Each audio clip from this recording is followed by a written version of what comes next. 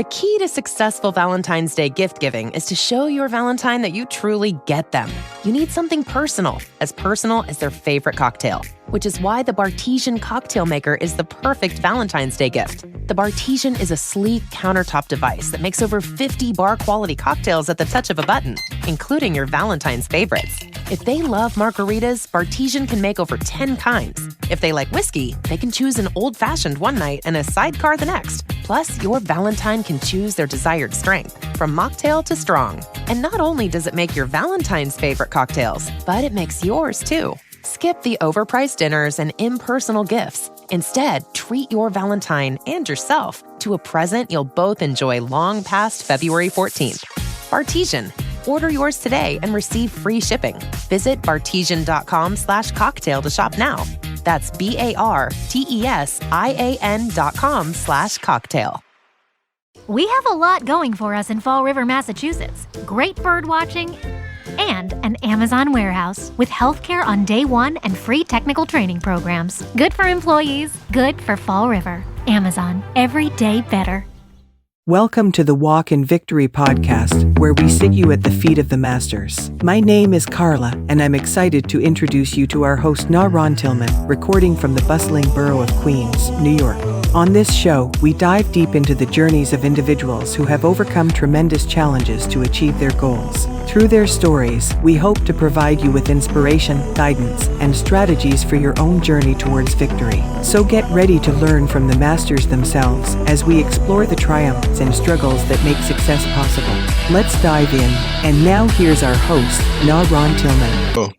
Good afternoon, good day, good evening. I don't know what time you're listening or where you're listening from. It's your boy, your host, NaRon Tillman, and we are in store for another episode of Walk. When we're talking about the start of the new year. What usually happens at the beginning of the year is tax time, and people get all antsy and worrisome, except for people with a whole lot of kids. They feel like it's a time to come up and they dollars in their pocket. But what are you doing?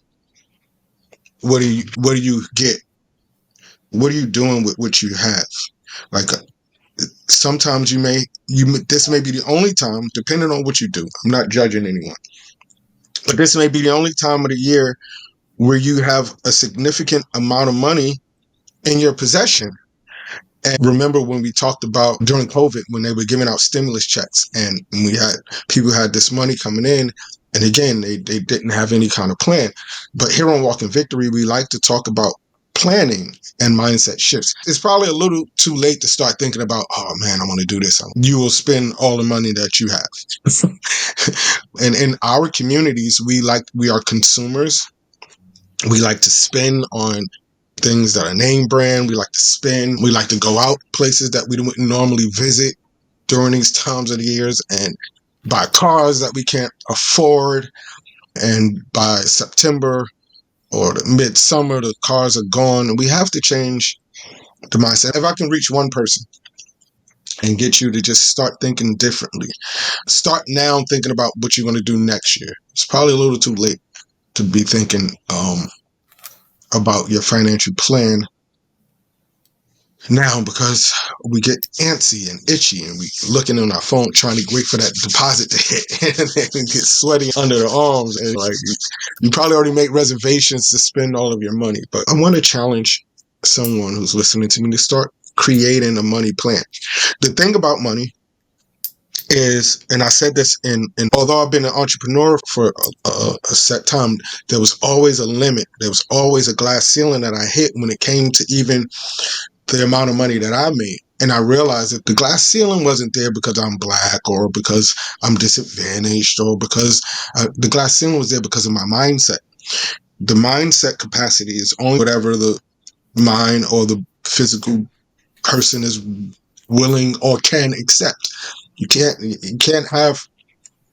won't ever be a millionaire if you don't have a mindset first of someone who's a millionaire. You can't reach billions unless you have a mindset first. The mindset has to shift first, and then the capacity to get will follow. Mind first, things second.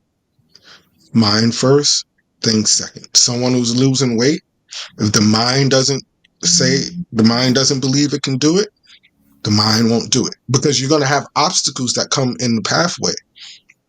You're going to have things that happen to try to throw you off. But when the mind is made up, when the mind has shifted, it doesn't matter what obstacle coming to bend, and it's going to help you to accept. It's going to help you to walk away from things that you might need to walk away from, accept things that you have to accept in that time frame. And when you look back over it, all of those obstacles that came in your way. But if the mind isn't shifted, the moment resistance comes, it may not be the first moment of resistance, but the moment resistance comes, you feel like it's too hard. Oh man, I give up and I throw in the towel, or I lost something, and every time I try to, and we start having these saying, every time I try to do good, something always happens. Every time I'm trying to change, and we get a self-loathing mentality. Our self-talk starts to be of doubt instead of positivity. And how many people signed up for gym memberships in January haven't been back yet? That's why when we interview people, one of the main things that I like to focus on is their mindset. What are some of the obstacles they had to overcome? What are some of the things that they had to let go of? And if you notice, everyone who's successful, as we sit you at the feet of the masters, have some story, something that broke them, something that others would have ran away from, but they understood their purpose, because their purpose didn't come from the external. Their purpose came from within. It was who that was. It's their fabric. It's what makes them. It's why they're here, why they're sharing their stories, because now they realize that they didn't just make an impact on themselves financially, but now they can make an impact on the world by sharing their stories. And today we have John here. I'm incredible. Thank you. How about you? I'm doing great. Thank you again for coming out and spending some time with us. Can you tell our audience a little bit about yourself? Sure. I'll give you my 54 years in franchising pretty quickly. I was blessed. I started working for H&R Block part-time while I was at the University of Buffalo, and I loved it. And the biggest blessing is I found out at 20 years old what I wanted to do for the rest of my life. Most people, or many people, don't find that out their whole life. And 12 years later, I was running 250 H&R Block offices. And my dad was the CFO of a public company, and he came to me and said, let's computerize taxes. So we both quit our jobs, and in 1981 built the first tax software for an Apple computer. No one wanted it, way ahead of its time. Got lucky and found a company in Virginia Beach, Virginia called Mel Jackson Tax Service. Mel had died. We bought 6 offices from his widow. And the biggest good fortune was the weather here in Virginia Beach is a lot nicer than Buffalo. And so in 1982, I moved my family down here. We merged the computer company with Mel Jackson. We changed the name to Jackson Hewitt. We went public and sold it 15 years later for $483 million. I had a 3-year non-compete, but it didn't cover Canada because Jackson Hewitt wasn't in Canada. And having grown up in Buffalo, I did Canadian tax returns. So I knew the Canadian tax system. And we opened Liberty Tax in Canada. And within 3 years, just as I had in the U.S., became one of the top 100 retail chains. So now I'd built one 6,000 location chain in the United States with Jackson Hewitt. And now I had to compete. When I came back in 2000, I had to compete with my own name, my own software, my own people, my own system. And yet, not only did we grow faster than Jackson Hewitt, we grew faster than them and H&R Block combined. Liberty Tax grew to 4,000 offices in 12 years. Top 10 fastest growing franchisor ever. And again, public company, again, worth $500 million. Again, I sold my stock. And now we have Loyalty Brands, Loyalty Brands has 8 different franchisors, still in the tax business. One of my premier brands is called A-Tax. So still the fastest growing in the income tax world. But that's my 54 years in a nutshell. Those are a lot of shows. How important was it for you that your dad saw something in you and said, let's do this together? I don't think any other human being could have talked me into leaving H&R Block, because I was so happy. I was doing so well. And when I first started at Block, by the time I was in my second or third year, I wanted to be H&R Block regional director. And I made it. And I made it. And I was doing great. I was fourth best in the country already in my first 2 years. And yet, so I wouldn't have done it that quickly, except for it was my dad. So you never really. Actually, I had owned at the time, my dad and I owned franchises for H&R Block. So I was already doing it on the side. I was already an entrepreneur on the side. Okay. But so I had not leaped in full time. Yeah. So can you explain to me what's the difference when you were working under the umbrella for H&R Block, even though you had your own chain, and what was the shift in thought process when you started the Jackson Hewitt and did what you wound up doing, which is an impeccable and amazing catalog of work? Yeah, I left. I had a secure job, and I was an elite, one of the best in the company. And then I leaped off a cliff, a dark hole of hopefully it's an incredible opportunity, but it's certainly not a sure thing. I left something that was 99% likely to be incredibly successful to some far less security and probability. But at the same time, I was looking at becoming a very wealthy. And you don't become wealthy in this country by being an employee. All of the wealth, and that's capitalism is one of the reasons we're the greatest country in the world. You have a chance to go out and become incredibly wealthy based on how hard you work and how successful you are. So I took that leap of faith and it worked out. Yeah, and I'm glad that you said that, because we have a lot of people who are stuck on the fence. They have their 6 figures job and they have their vacation time set and they're living their lifestyle, but deep inside of them, they know something is missing. They know of freedom that comes that they will never reach with that kind of mindset. What was one of the things that you had to shift in thinking when you first started? And we'll fast forward. I got 2 more first started questions and we'll move ahead. Yeah, my favorite story in the Bible is the talent story. And that God gives us all talent, and it's our responsibility to seize that talent. And I realized that I had more talent than I was that I was capable of achieving more things, and I accepted that challenge and said, you know what? I've been blessed with incredible gifts, incredible talents, and I need to use them. I can't just let them waste away. When you said, I'm going to do this, you didn't just look at your 2-mile radius and say, I could go across the street. There's a vacant lot here and we can build something. You cast your net on a wide search. How did that come about? Yeah, our goal when we started the computer company was to be bigger than H&R Block. And H&R Block had 9,000 offices in the United States. And so we were going to go to every city in the United States.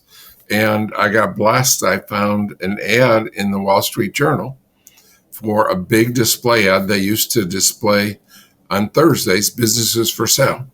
And it said a tax business for sale in Norfolk, Virginia Beach, Virginia. And I called them. And so it was just right place at the right time. It was an ad from the Wall Street Journal. How can you talk to our audience? Do you, I don't believe when you open up that ad and you looked at that paper, you were ready. It's not like you was like, oh, wow, let me see about this. Dad, maybe we should do this. You were seeking for something and it found you right and smack in the face. How did you feel? How fast did the deal go? Were you ready to make a move, negotiate, as a young man? Sure. I saw the ad in April of 1982, August 14th of 82. So Wow. it took about 4 months. And I had to come down to Virginia Beach a couple times, look at the offices, meet with the owner, meet with their attorneys.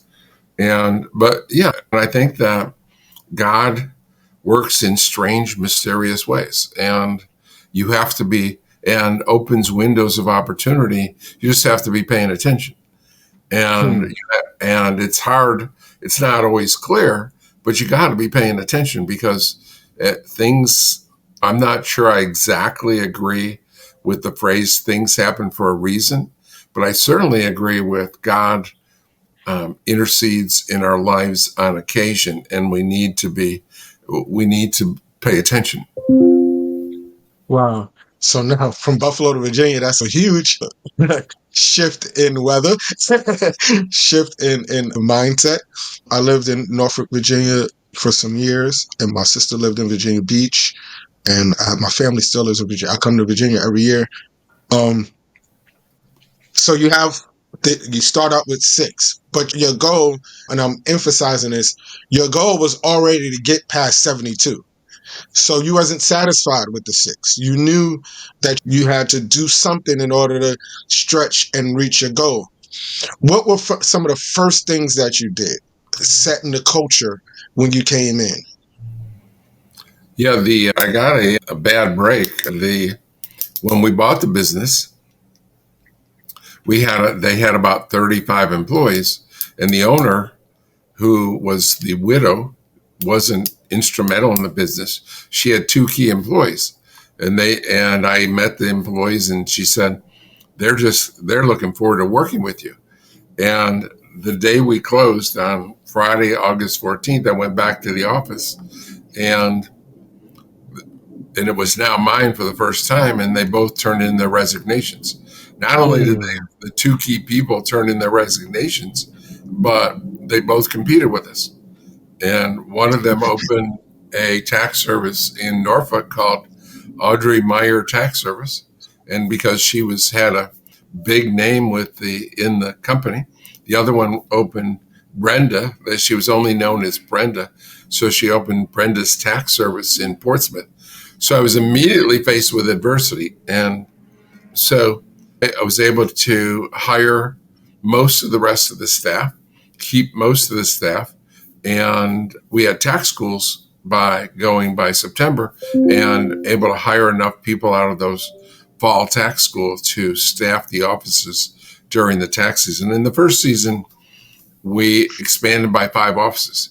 We got a great deal with there was on the military bases.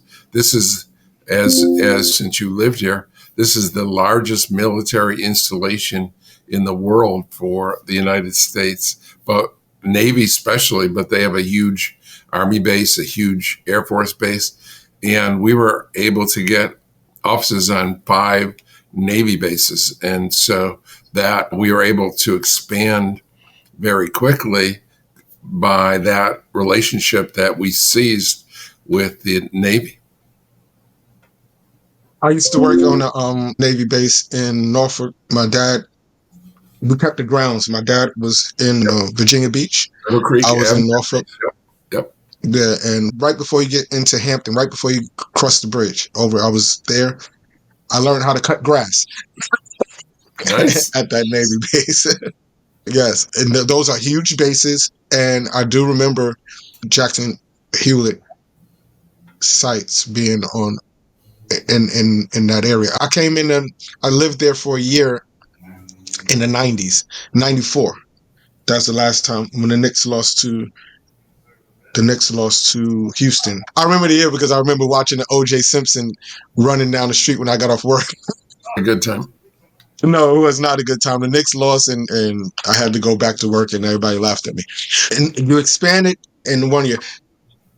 When did you start to say, okay, I think I can do this expansion, and instead of getting the software into every city, instead of sharing the software idea with my competitors, I'm sure you probably kept the software because that's your secret sauce now, right? You have a competitive advantage, and you use the software and the packaging of what your brand identity is, and now you started to sell that. That's exactly what happened. We started 3 years later. We started franchising, and then expanded rapidly outside of. For the first 2 years, we just stayed in the Norfolk, Virginia Beach area, and then third year we went to Durham, North Carolina, and then we started franchising, and we exploded nationally. And today, Jackson Hewitt has 6,000 offices. They're the 23rd largest retail franchise chain in the country.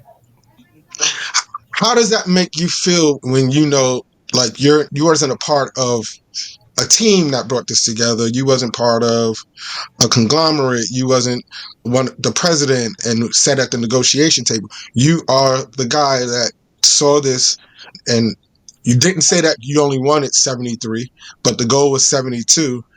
When you're talking and you're sharing your story, how does it make you feel when you're able to say that I did this from my mind to get to the place where we have over 6,000, well, 6,000 and counting?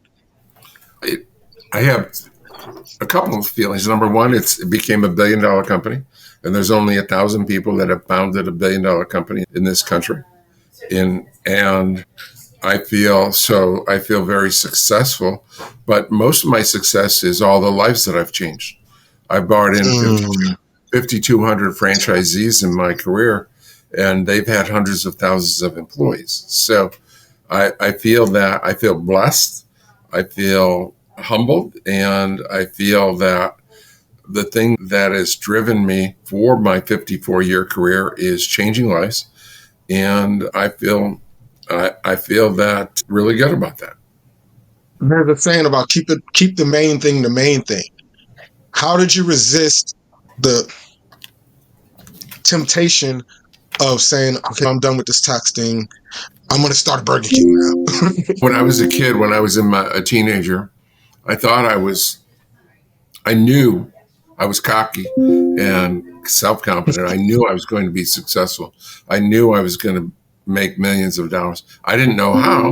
I didn't have a clue as to how, but I just knew it. I felt it. And I thought to myself, in my vision of the future, I'll make a few $1 million and retire. And then I realized that I wouldn't have anything fun to do if I retired. I'm not a retirement kind of guy. I'm not sit on the beach or sit on a boat or go golfing kind of guy. The thing that drives me is changing lives, and they got to kill me to stop me. I've never wavered from a commitment to improve, to build, and to change lives. Wow. So you go to Canada. Not many people do that. Huh? Not many people do that. I know. So I understand you knew the market and stuff, and from talking to you, you seem to be a very forward thinker, right? And when you sell your franchise, there's a non-compete, so you can't really compete against the company, so you have to remove yourself and get out of the way. Were you excited about Canada? Like, how did you... Did you say, John? No, I was a little bit aggravated because Canada's only 10% of the population of the United States. And so I was so anxious to get back in the business. I had my attorneys contact Jackson Hewitt and said they were paying me $250,000 a year to not compete with it. And on top of the money that they gave you? Yes. So I said, I'll give you all the money you've paid me, and you can stop paying me if you just let me come back to the United States and compete. So it was small, much smaller than I would have been used to. It was a great journey. Their Liberty Tax is still a strong number 2 player in Canada. There's only 2 national firms, H&R Block and Liberty. And so, again, we changed hundreds and hundreds of people's lives in Canada. But I was a little bit antsy. I wanted to do more. I couldn't wait to get back into the United States and kick Jackson Hewitt's butt and H&R Block's butt. So your frenemy became a... Exactly. And it's a friendly enemy in a way, right? Because there's plenty of business for everyone. The Liberty and Jackson Hewitt combined have less than 10% of the Of the market. paid preparation in the country. So there's plenty of room for other competitors. There's always room for 2 or 3 or 4 competitors. There's always a Burger King and a Wendy's And a that McDonald's. are going to compete with McDonald's, right? So Yeah. there's always room for competitors. Was a non-compete for a certain amount of years? Okay. It was 3 years. It was 3 years. So there's a story about Janet Jackson. She was married to a billionaire, and she had to stay married to him for a certain amount of time. I think it was like 10 years in order for the prenuptial to kick in. She divorced him 10 years in a day. Were you? My non-compete ended on April 30th of 2000. And I had the biggest party, on April 30th of 2000. I had a huge, fantastic party with hundreds of people at the local science museum here it was an art museum here in Virginia Beach. So it was a huge venue, huge party, huge grand opening. And it was on the same day as my non-compete ended. Not only are we partying, but Yep. We had, they surprised me. They had like a little can of soda with my picture on it. And they had a Wheaties thing of cereal with my picture on it. So it was a grand event. what were some of the things that you knew that you could do to be competitive? Besides all of the years of experience, technology is advancing, things are happening. I know that you didn't use the old module, the old mindset. How were you able to shift with the technology changes and not be like a Blockbuster fighting against it, or not be like some other older gentleman who has the wisdom but really stick with their old teams and stuff like that? What Yeah, I think you hit the nail on the head that you have to have differentiators. David had gone onto the field with the same sword and shield and armor as Goliath. There wouldn't be a David and Goliath story. He'd be the 189th guy killed by Goliath. So you have to do things better. And I want you to, this should be clear to the listeners that I was with Jackson Hewitt for 15 years and I sold it. And then 3 years later, I got to start over again. If you do something for 15 years, you better be a lot smarter after that, or you're an idiot, right? I made so many mistakes. They say that people that are most successful make the most mistakes.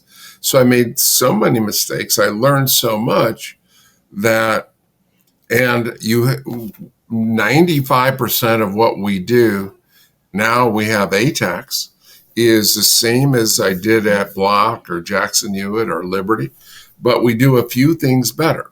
And one thing, I'll give you an easy example of what we did better at Liberty. And right before I left, I'm a voracious reader. And right before I left Jackson Hewitt, I read a book called Guerrilla Marketing. And I loved it. And so as one of the first things we did was we invented a little donut box, like the little munchkin box you get at Dunkin' Donuts. And and we did this right before I left Jackson Hewitt. We put Jackson Hewitt on it and delivered little boxes of munchkins around the neighborhood as part of our guerrilla marketing. Well, when I left, after I left at the Converse convention, the CEO made fun of me. They got rid of it. And he said, "We're getting rid of the donut caper." That guerrilla marketing is so powerful. We invented at Liberty the Lady Liberty. Most people have seen the Lady Liberty dancers. We didn't have a Jackson Hewitt dancer. H&R Block didn't have a H&R Block dancer. We danced our ways into a national brand name. So that was one example we did better than Block or H&R Block or Jackson Hewitt. We had our Lady Liberty dancers in front of your office. And most people, most adults on the way to their job pass hundreds of businesses. And I've asked thousands of them, how many can you remember? And they'll say 20 or 30 or 40. And I said, but if you saw Lady Liberty waving at you every day from January through April, would that be one of the businesses you remembered? And almost no one else does it. So that was one of the things we did better than Block or Jackson Hewitt.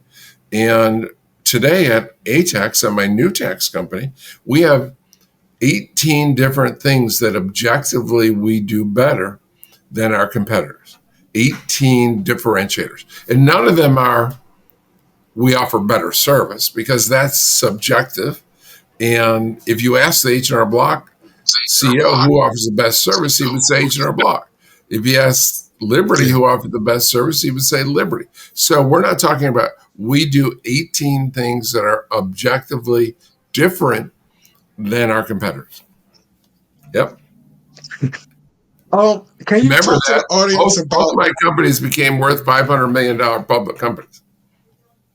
Something about the new year makes it easy to be on top of things, and Pearl Vision makes it even easier to be on top of eye care. So start the new year off right by scheduling an eye exam at pearlvision.com. Book now and get 40% off lenses for adults and free lenses for kids with frame purchase. Valid prescription required. Valid at participating locations. Restrictions apply. Taxes extra. See store for details. Ends 3/31/24. Exams available at the Independent Doctors of Optometry at or next to Pearl Vision. Some doctors employed by Pearl Vision. Yeah, I was about to say, can you tell the audience about not being married to the thing? Because sometimes people, I'm so in love with the Liberty. I built this from the ground up, and they get enamored with it's 500 million, 400 million, right? Exactly. When I left Jackson Hewitt, which still has my name, right? My baby. And the IRS really caused that problem. And I had a fight with my venture capital guy over we had one bad year caused by the IRS. So I ended up leaving. And people, my friends and relatives and people that I just met, they said, aren't you discouraged or disappointed or sad, or how you seem so upbeat? How can you not be sad? This was your baby. You built it for 15 years. There's 6,000 offices that has your name. And I said, because you have to put things in perspective. If God came to me and said, okay, you can take your company or I'm going to kill one of your children. One of your children will die. What would you pick? Take the company. Okay, you can take the company, or one of you are going to be crippled. You or your wife or your children are going to be crippled. Take the company. At the end of the day, it comes down to God, family, business. You have to put things in perspective. And I am a consummate competitor. My book is called I Compete. I compete, and when I'm on the court or in the arena, I'm going to fight to the death. But at the end of the day, you can't lose sight that it's business, or it's God, and then family, and then business. You have to keep things in perspective. Yeah, and we see a lot of people sell their souls, sell out their family to get a competitive advantage, or to get a contract, or to have their name called. And here you're grinding, and you're doing it from the God intellect that he put inside of you. And you're able to build something that's sustainable, and build something that you not hand off to your children, but you can hand off to someone else. People are looking for companies that have built a brand that has built to a level of success that they can buy, because they can't create. They can't co-create with the creator, master creator. And you have this ability to do it all again. You said you have 18 different things that your company now does. how do you develop 18 different brand differentiators in a tax business? Remember, I've been doing this for 54 years. Okay. I mean, and I've done this, and not only have I done it for 54 years, but I was with all three of the largest national players. I was with H&R Block for 12 years. And when I was your age, I was managing 250 H&R Block offices. And that was in 1980. So 44 years ago, I was managing 250 offices, and I was learning. I'm a student, and then I founded a $1 billion company, and then I founded a $500 million company. I've had 10,000 offices. 10,000 offices. If you aren't I am self-proclaimed the great granddaddy of tax. I know more about this industry and this is self-proclaimed. No one gave me this, but I know more about this industry than anyone ever has, and possibly anyone ever will. So I know all the tricks. I know all the best practices. NaRon, if you were going to go set up shop next to it in a city, and you're in New York, and let's say in Manhattan, you go to Washington Heights, and there's an H&R Block there, and a Jackson Hewitt there, and a Liberty there, and mom and pops there. If you were going to set up an office to be number one in Washington Heights, who do you think the best person on the planet would be to mentor you? And I don't think anyone could argue it's anyone but me. So I mentor my franchisees to kick the butts of everyone. We're the best there is, and I've proven that. Talk is cheap. When I was with Block, they were the fastest growing. When I was with Jackson Hewitt, they were the fastest growing. When I was with Liberty, they were the fastest growing. And now ATAX is fastest growing. So we have differentiators that are black and white. And you should wonder to yourself, why aren't the others copying? They should be copying, right? Folly. Like, people don't want to. They don't want to walk in someone else's footprint, right? And that's foolish. I will look over your shoulder and say, "All right, they're doing this. Let's do this now." Not every one of my ideas is invented. Some are stolen. I like that one. I will use that. When you're looking at where you want to start this new franchise, where did you begin it at? Actually, in the new ATAX franchise, we acquired a firm called ATAX. So it had already been started. We merged with another firm, and just like I bought Mel Jackson, I bought ATAX. Okay. Just haven't changed the name yet. And you kept the name. You didn't feel like the need to change it. If someone is listening and they wanted to start a franchise and partner with you, because there's actually Jackson Hewitt not too far from where I'm recording. There's Liberty right across the street. There's an H&R. I haven't really seen a whole lot like I used to. It was always H&R Block.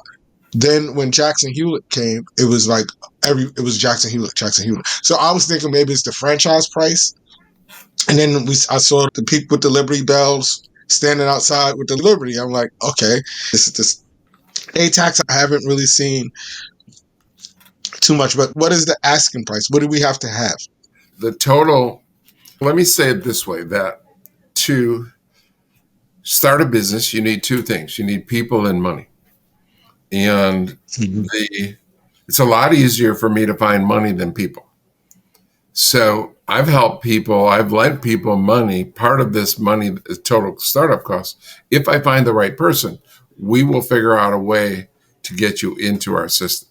But having said that, the total purchase price or the total investment, cash investment, is about $70,000, 70.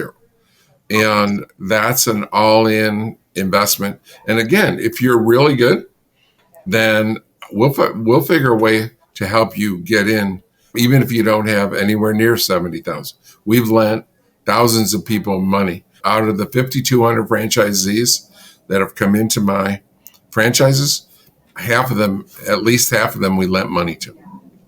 Do you look for when you're? I think I think it would be easiest to explain to your listeners that just go into the neighborhood and look at an H&R Block or a Jackson Hewitt or a Liberty. It's all about the same.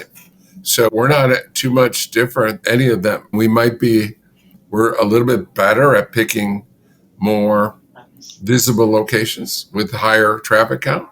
But if you see a typical H&R Block location, that's what our locations look like. I always wanted to ask, and I never got a chance to sit down with someone who owned a tax company, like an H&R Block or. I have two kinds of franchisees. One franchisee, they just like to work 4 months a year, and they take 8 months off. And if you're happy making $60,000 a year or $300,000 a year or $2 million a year, and you only have to work for 4 months, God bless you.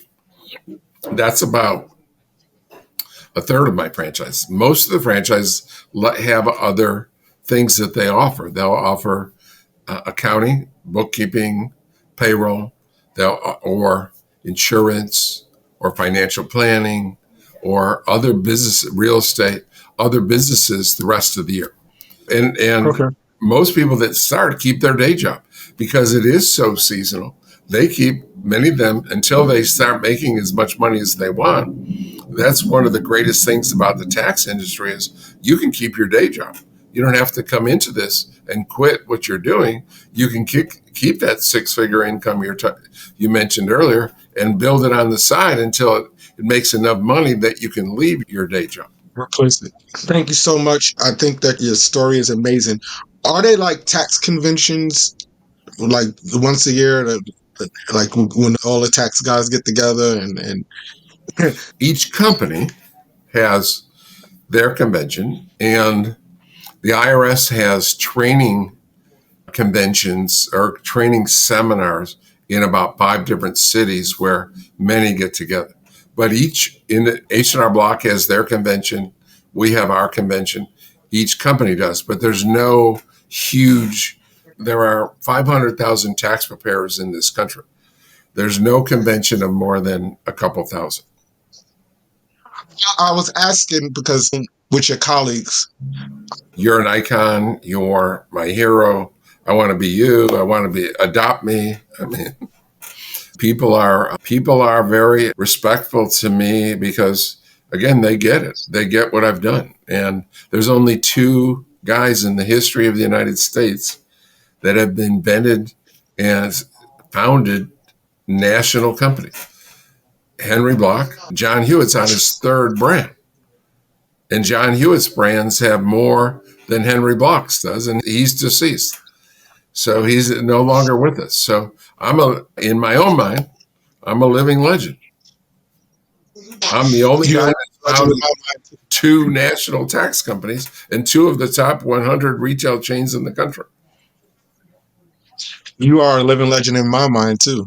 Oh, and I really am humbled at the fact to even be able to pluck your brain about the way that you process business. See, geniuses, you make things sound so simplistic because you think things on a different level.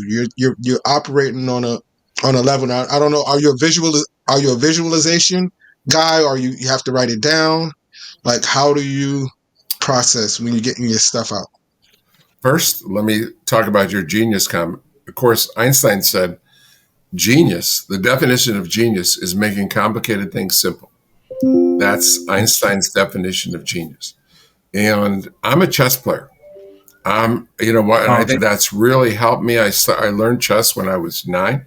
I became an expert. So I'm a master expert. I'm a master chess player, bridge player, and I can play chess in my mind. So and without looking at a board. So that's how I think. I'm always thinking of strategy. If they do this, I'll do that. If this happens, I'll do that. And so always thinking moves ahead. What books are we reading? Up until I turned 70, I read voraciously. I read everything that I could get my hands on. And I switched back and forth between fiction. One week I would read a fiction book, the next week a business book. So my favorite authors in business are Peter Drucker and Dale Carnegie. My daughter-in-law reached out last year. She didn't know what to get my son, and I said, anything Dale Carnegie. Those are the only two authors I agree with 100% of what they say, Dale Carnegie and Peter Drucker. But I take tidbits from every book I read. And at my age and my experience, now I'm usually only getting one little tip per book, right? Or if I attend a meeting for 2 hours, a presentation, I get usually only one little thing, but it makes it worthwhile, because to be the best, to have the best system, it has to be improving. You can never rest on your laurels. So I am fanatically committed to improvement. Thank you so much for being with us. Everyone, listen, you can walk by building somebody else's platform, or you can walk by building your own. Don't get committed to whatever you build, because there may be something else for you to build. Having that lump sum of money and turning your company into a machine is what we all strive to do. We want to turn our companies into a machine that someone else admires, that they can take. And then the thing is knowing your value. So as you're walking in victory, make sure you understand your value. Make sure you got good mentors. If you don't understand your value, get with people that can show you your value. But never underestimate your value. Never underestimate your walk. It's your walk, your path. It's your path. We all can't be geniuses like John Hewitt. Enjoy the rest of your day. Peace. If you're interested in contacting John, the description, at the bottom of the description, is a link for his website and all the information. It's tax time.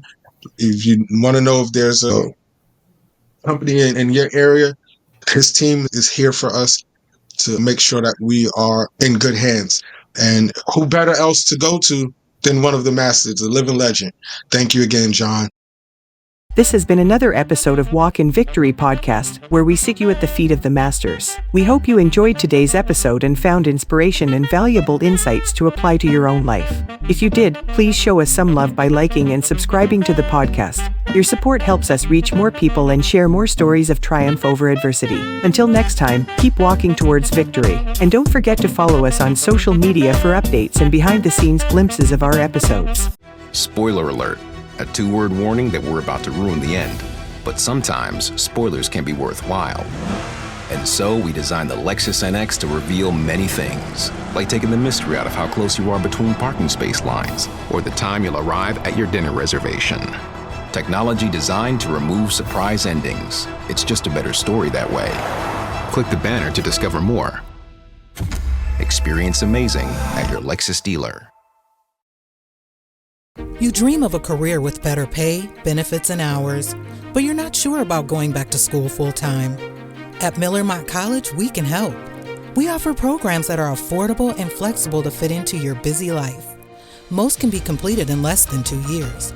See what Miller Mock College can offer. Visit our campus at 6397 Lee Highway, Suite 100 in Chattanooga, Tennessee, or learn more online at miller-motte.edu.